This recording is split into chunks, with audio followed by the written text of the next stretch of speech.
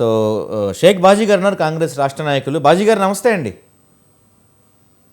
నమస్కారం. ఇందాక audio problem వచ్చింది, చెప్పండి సార్. ఇందాక నేను చెప్పిన పాయింట్స్, స్కూల్స్లో అంత డ్రాప్ అవుట్స్ కారణం ఏంటి?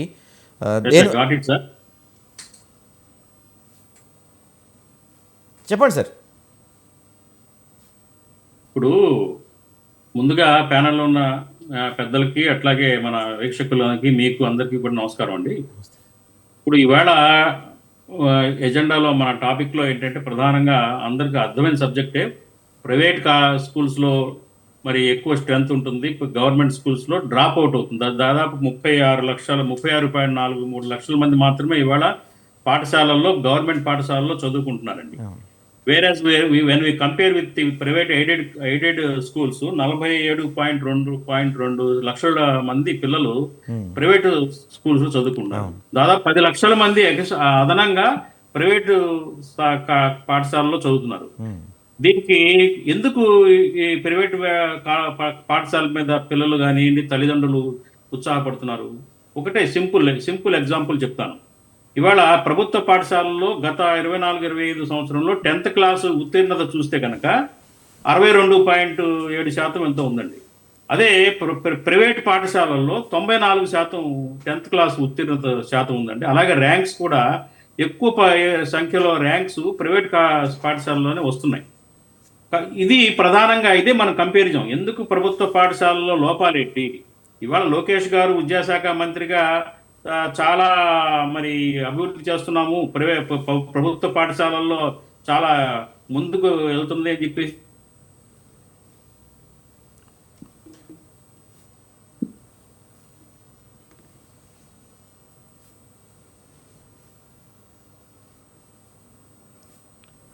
రైట్. సో మాట్లాడదాం. చిన్న టెక్నికల్ ఇష్యూ వచ్చినట్టుంది, ఒకసారి. తల్లిదండ్రులు స్టిల్ ఇవాటికి కూడా ప్రభుత్వ పాఠశాలల్లో పిల్లల్ని చేర్పించడానికి ఇంట్రెస్ట్ చూపించట్లేదు. దీనికి అనేక కారణాలు ఉన్నాయండి.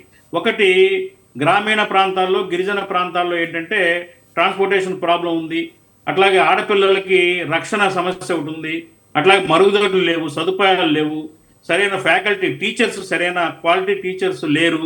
ఇవన్నీ కారణాలు. ఒకటేంటంటే నమ్మకం లేదు. ఫస్ట్ ఏంటంటే ప్రభుత్వ పాఠశాలల్లో పిల్లల్ని చేర్పిస్తే వాళ్ళు 10th క్లాస్లో మంచి ర్యాంకులు తెచ్చుకొని ఫ్యూచర్లో వాళ్ళు ఇంటర్మీడియట్ కానివ్వండి, తర్వాత ఎడ్యుకేషన్లో మంచి పెద్ద చదువులకు వెళ్ళలేరు అనే అభిప్రాయం ఉంది.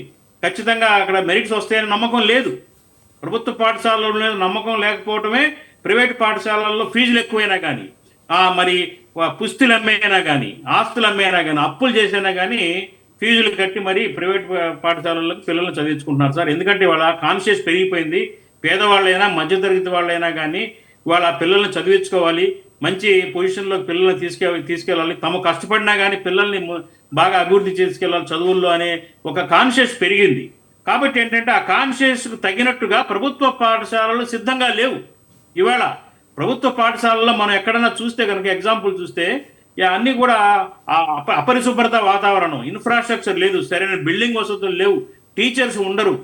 ఏదో అట్లాగే మధ్యాహ్న భోజనాలు సన్నబియ్యం ఇచ్చి మరి అట్రాక్ట్ చేసి పిల్లల్ని మధ్యాహ్న భోజనం, పౌష్టికాహారం పెట్టి అట్రాక్ట్ చేద్దాం అనుకునే ప్రయత్నాలు కూడా విఫలం అవుతున్నాయి. ఇవాళ మధ్యాహ్న భోజనం కోసమో, పెట్టే కోడిగుడ్ల కోసమో, ఇంకో ఇచ్చే బ్యాగుల కోసమో కకుర్తిపడో, ఆశపడో పిల్లల్ని చేర్పించరు సార్.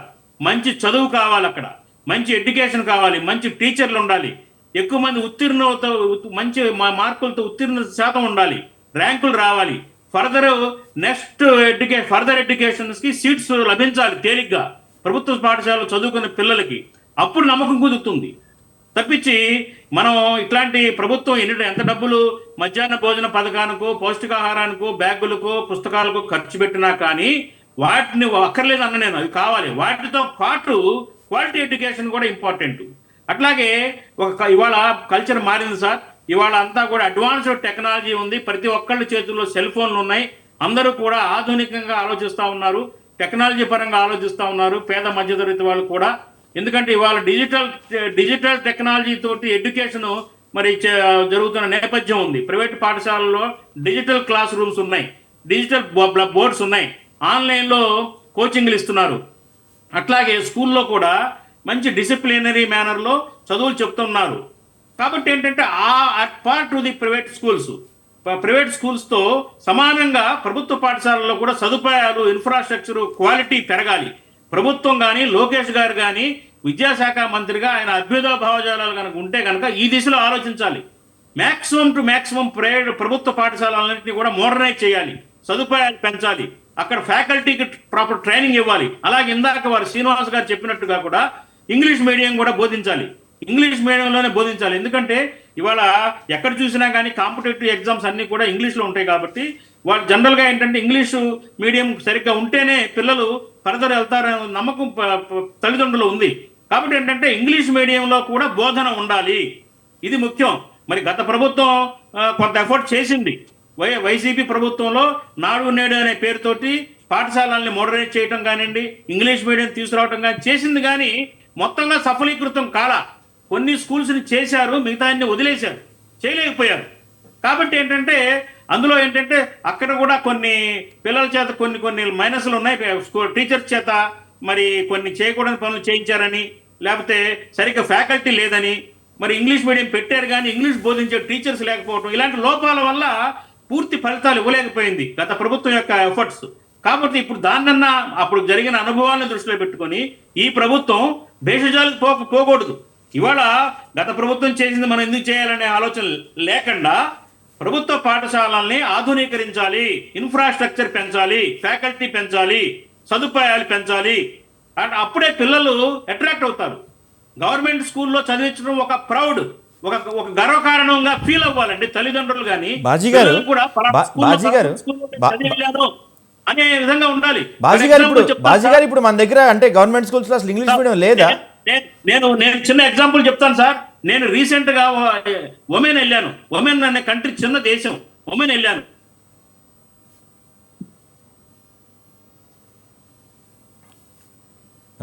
టెక్నికల్ ఇష్యూ వస్తుంది మీ దగ్గర, లైన్ కట్ అయిపోయిందండి. బాజీ గారు వినిపిస్తుందా? ఇవాళ డెవలపర్ కంట్రీస్ లో ఉన్న ఎగ్జాంపుల్స్ ని అక్కడ అనుసరిస్తున్న విధానాన్ని మనం పాటించాల్సిన అవసరం ఉంది. ఎందుకంటే ఆధునీకరిస్తున్నాం, మనం అమరావతి నిర్మించుకుంటున్నాం, వరల్డ్ క్లాస్ సిటీ. అట్లాగే రాష్ట్రాన్ని పురోభివృద్ధి తీసుకెళ్తున్నాం. ఇవాళ ఇంకోటి కూడా ఉంది సార్, ఈ రాష్ట్రంలో చదువుకున్న పిల్లలందరూ బయటకు వెళ్ళిపోతున్నారు. చదువుకున్న పిల్లలు కూడా ఉద్యోగాలు లేక వేరే రాష్ట్రాలకు వలస వెళ్ళిపోతున్నారు సార్ ఉద్యోగాల కోసం. ఇక్కడ ఇండస్ట్రీస్ లేవు, ఉపాధి లేదు, ఏం లేదని. ఇది కూడా ఇప్పుడు చదువుకునే పిల్లలకి 10th ఇంటర్మీడియట్ చదువుకునే పిల్లల్లో ఒక నిరాశ నిస్పృహలోకి గురి చేస్తున్న అంశం. కాబట్టి దీన్ని కూడా అడ్రస్ చేయాల్సిన అవసరం ఉందని చెప్పేసి నేను అభిప్రాయపడుతున్నాను. బాజీ గారు కొంచెం సెంటర్కి కూర్చోండి. ఇప్పుడు మన దగ్గర ఉన్న ప్రభుత్వ పాఠశాలలో ఇంగ్లీష్ మీడియం జరుగుతున్నాయి కదా, కొన్ని చోట్ల చెప్తున్నారు కదా సార్. ఇప్పుడు ఇంగ్లీష్ మీడియం అదే నేను మాట్లాడుతున్నా. ఇంగ్లీష్ మీడియంలో ప్రభుత్వ పాఠశాలల్లో సరిగ్గా లేదండి ఫ్యాకల్టీ. ఫ్యాకల్టీ ప్రభుత్వ పాఠశాలలో సరిగ్గా లేదు, సరిగ్గా వాళ్ళు అక్కడ బోధనలు సరిగ్గా లేవు. అదే నేను చెప్తున్నా, ప్రైవేట్ పాఠశాలలో ఉన్న నమ్మకం మీద ఉన్న నమ్మకం ప్రభుత్వ పాఠశాలల మీద లేదు. ఫర్ ఎగ్జాంపుల్ అంటే ఇక్కడ ఎవరికి తప్పంటారు కాదు, ఇక్కడ సార్ ఒక మాట, ప్రైవేట్ రెసిడెన్షియల్ పాఠశాలలో చదువుకున్న ఒక విద్యార్థి, 10th క్లాస్ చదువుతున్న విద్యార్థిని ప్రభుత్వ పాఠశాలలో చదువుకున్న విద్యార్థిని పక్కన పెట్టి మీరు క్వశ్చన్ చేయండి, ఎవరి ఎఫిషియన్సీ ఏ రకంగా ఉంది అనేది మీకు అర్థమైపోతుంది. 100% దాంట్లో డౌటే లేదు అసలు దాంట్లో. అయితే ఇక్కడ ఎవరిది తప్పు అంటారు? ఎందుకంటే వైఎస్ఆర్సీపీ గతం 5 సంవత్సరాలు పరిపాలించారు. ఇప్పుడు వీళ్ళు వచ్చి దాదాపుగా అంటే ఇది 3rd ఎడ్యుకేషనల్ ఇయర్ కాబట్టి, 3వ ఎడ్యుకేషనల్ ఇయర్ స్టార్ట్ అయిపోయింది కాబట్టి 3 కింద వేసుకుందాము. ఎవరి లోపం వల్ల ఈ డ్రాప్ అవుట్స్ పెరుగుతున్నాయి అంటారు మీరు? ఖచ్చితంగా ప్రభుత్వ పాఠశాలల వైఫల్యానికి ప్రభుత్వమే కారణం. ప్రభుత్వమే బాధ్యత తీసుకోవాలి, బాధ్యత వహించాలి. ప్రభుత్వం దీని మీద, ఈ ఏరియా మీద, సబ్జెక్ట్ మీద దృష్టి పెట్టడం లేదు. ఎంతసేపటికి అమరావతి, పోలవరం అనే ఆ సబ్జెక్ట్స్ మీదే ప్రభుత్వం దృష్టి ఉంది తప్ప ఈ ఎడ్యుకేషన్ సిస్టమ్ ని మోడరేట్ చేయాల్సిన అవసరం ఉందనే దాని మీద ఎక్కువ దృష్టి పెట్టడం లేదు. దానికి ఫండ్స్ అలాట్మెంట్స్ లేవు, సరిగ్గా లేవు. డబ్బు నిధులు కేటాయించాలి. అట్లాగే దాని మీద దృష్టి పెట్టి దానికి దశల వారీగా ఒకేసారి అవ్వకపోవచ్చు, దశల వారీగా అయినా కానీ దీన్ని ఒక over the period of the టైంలో విద్యా వ్యవస్థ, ప్రాథమిక విద్యా వ్యవస్థని డెవలప్ చేయాల్సిన అవసరం ఉంది ఈ రాష్ట్రంలో. ప్రభుత్వం ఆ దిశగా ఆలోచించాలి, లోకేష్ గారు ఆ దిశగా ఆలోచించాలి. అప్పుడే ఆయనకి ఒక బెంచ్ మార్క్ ఉంటుంది. నా హయాంలో చేశాను, నేను విద్యాశాఖ మంత్రిగా నేను ఇది సాధించాను అని చెప్పుకోవడానికి అవకాశం ఉంటుంది సార్. మనం ఈ బ్యాగులు లేకపోతే ఇందాక నేను చెప్పినట్టుగా ఆహారము మధ్యాహ్న భోజనాలు ఇవి కాదండి, అవి అవసరమే. పేద పిల్లలు ఉన్నారు కాబట్టి అది అవసరమే, పౌష్టికాహారం అవసరం. అట్ ది సేమ్ టైం అక్కడ ఫ్యాకల్టీ ఇంట్రెస్ట్, పోటీ ఉండాలి సార్. గవర్నమెంట్ స్కూల్స్ లో నాకు సీటు కావాలని ఎగబడి పోటీగా పిల్లల్ని చేర్పించడానికి తల్లిదండ్రులు పోటీ పడాలి. సీట్లు గవర్నమెంట్ స్కూల్స్ లో దొరకని పరిస్థితి ఉండాలి.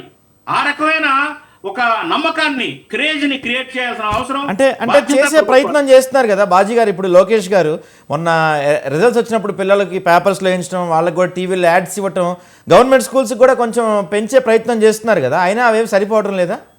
ఇన్ఫ్రాస్ట్రక్చర్ పెంచుతున్నారు. ఎందుకంటే గతంలో మనం చేసే ప్రచారాల వల్ల ఫలితాలు ఇవ్వండి. మనకు వచ్చే రిజల్ట్స్ తోటి ఫలితాలు ఉంటాయి.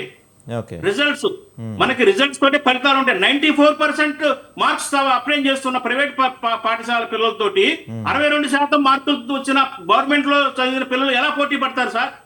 వీళ్ళందరూ మళ్ళీ మార్కెట్ లో, ఎడ్యుకేషన్ మార్కెట్ లో సీట్ల కోసం మళ్ళీ వీళ్ళే పోటీ పడాలి ఒకరికొకళ్ళు రేపు ఇంటర్ తర్వాత. కాబట్టి ఆ పోటీ ఎలా పడతారు చెప్పండి? 94% వచ్చిన పిల్లలకి 62% వచ్చిన పిల్లలకి వేరియేషన్ ఉంటుంది కదా, సీట్స్ రావు కదా. మళ్ళీ వాళ్ళు అక్కడ డ్రాప్ అవుట్స్ అవుతారు, సీట్లు రాక ఏదో అరకొర చదువులు చదువుతారు. సో వాళ్ళ యొక్క విద్యా ఆకాంక్షలు నెరవేరు, వాళ్ళ యొక్క చదువుకోవాలి, ఉన్నత విద్యలు చదువుకోవాలన్న కోరికలు నెరవేరు, తల్లిదండ్రుల ఆశలు నెరవేరు. కాబట్టి ఏంటంటే మూలాల నుంచి దీన్ని ప్రక్షాళన చేయాల్సిన అవసరం ఉంది, ఇంప్రూవ్ చేయాల్సిన అవసరం ఉంది. అంతేగాని మనం ప్రచార ఆర్భాటాలకు పోవటం, అరకొరగా ఏదో చేశామనిపోయి మమ అనిపించడం కాదండి. సిన్సియర్గా చిత్తశుద్ధితోటి ప్రాథమిక విద్య ఈ రాష్ట్రంలో అభివృద్ధి చెందాలి అంటే నేను ఇందాక మెన్షన్ చేసిన పాయింట్స్ అన్నిటి మీద ప్రభుత్వం దృష్టి పెట్టాలి. ఫండ్స్ అలాకేట్ పెంచాలి, ఇన్ఫ్రాస్ట్రక్చర్ పెంచాలి, అట్లాగే సరైన సూపర్విజన్ ఉండాలి. స్కూల్స్ మీద కూడా సరైన సూపర్విజన్ ఉండాలి. విద్యాశాఖ సరిగ్గా దాని మీద పర్యవేక్షణ ఉండాలి. ఏ రకంగా చదువులు వెళ్తున్నాయి, ఏ రకంగా మార్కులు వస్తున్నాయి అని చెప్పి. ఇవాళ ప్రైవేట్లో ఎందుకు పిల్లలకి మార్కులు ఎక్కువ వస్తే పర్యవేక్షణ ఉంటుంది.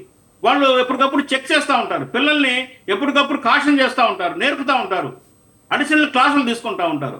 ఆ విధమైన సిస్టమ్ ని ప్రభుత్వంలో కూడా తీసుకురావాల్సిన అవసరం ఉంది. అప్పుడే ఈ డ్రాప్ అవుట్స్ తగ్గుతాయి సార్. వేరియేషన్ ఉంది. 10 లక్షల మంది పిల్లలు ప్రైవేట్ లో ఎక్కువ మంది ఉన్నారు, ప్రభుత్వ పాఠశాలల్లో తక్కువ మంది ఉన్నారు. తక్కువ మంది ఉండటమే కాదండి, డ్రాప్ అవుట్స్ 15.5% డ్రాప్ అవుట్స్ పెరిగినాయి ఈ సంవత్సరం 24-25. ఆ డ్రాప్ అవుట్స్ పెరగటం తగ్గించాల్సిన అవసరం ఉంది. ఎట్ ది సేమ్ టైం మార్కుల యొక్క పర్సంటేజ్ పెరగాలి, మార్కులు ఎక్కువ తెచ్చుకోవాలి పిల్లలు. గవర్నమెంట్ స్కూల్స్ లో పిల్లలు ప్రైవేట్ స్కూల్స్ తో వాళ్ళతో పోటీ పడి మార్కులు తెచ్చుకోవాల్సిన అవసరం ఉంది. దీనికోసం ప్రక్షాళన అవసరం, ఫండ్స్ అవసరం, పర్యవేక్షణ అవసరం. కాబట్టి ప్రభుత్వం శ్రద్ధ పెట్టాల్సిన చాలా ముఖ్యమైన అంశం అండి. భావి భారత పౌరులు, భావి రాష్ట్రంలో పిల్లలు, ఈ పిల్లల్ని రేపు రాబోయే జనరేషన్ ని క్వాలిటీగా తీర్చిదిద్దాలి, స్కిల్స్ నైపుణ్యంగా తీర్చిదిద్దగలగాలి. ఫౌండేషన్ ప్రాథమిక విద్య. Right sir. Thank you sir.